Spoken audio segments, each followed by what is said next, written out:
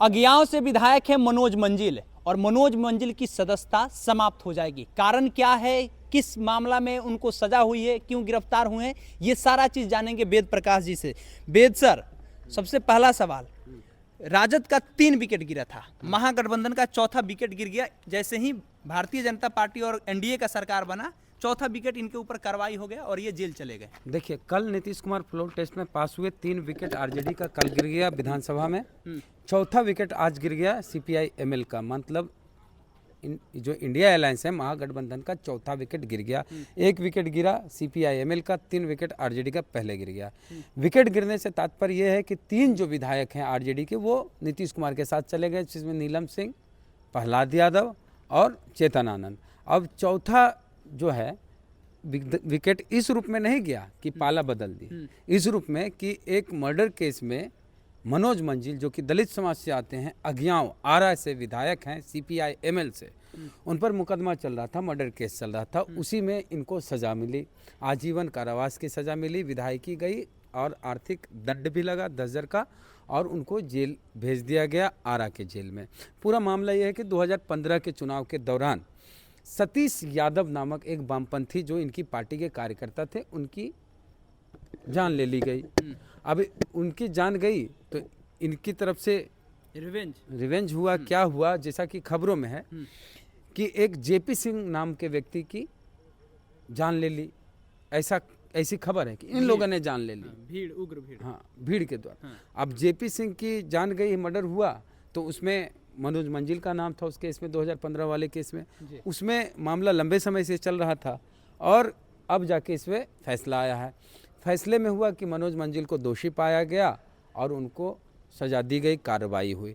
तो इस तरह से सीपीआई एमएल जो इकलौती ऐसी बिहार की पार्टी है जो किसी भी अगड़ी जाति के उम्मीदवार को टिकट नहीं दी।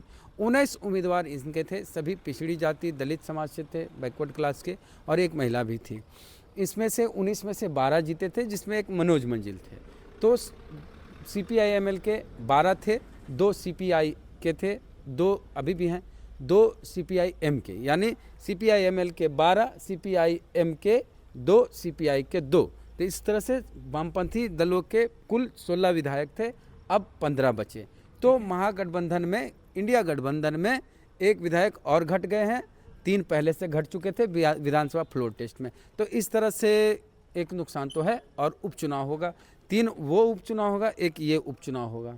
मतलब कि 2024 का जब लोकसभा का चुनाव होगा, उस समय में बिहार में 4 जगह पर उपचुनाव होगा। कहाँ कहाँ होगा वो बताइए सर। अज्ञाओं में होगा, आरा में, और शिवहर में होगा, और सूर्यगढ़ा लखीसराय में होगा, और मोकामा में होगा। ये सारा नुकसान तो राजद का ही हुआ।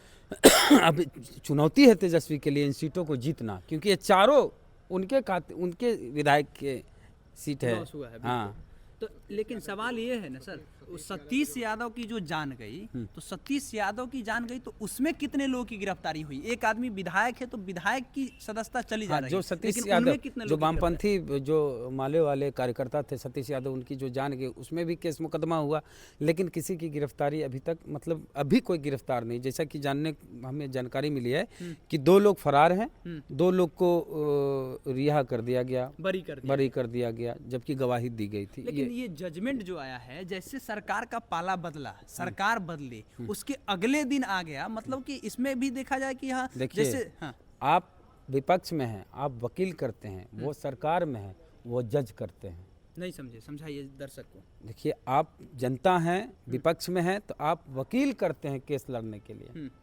वो सत्ता में है, सरकार में है, तो वो जज करते हैं केस जीतने के लिए।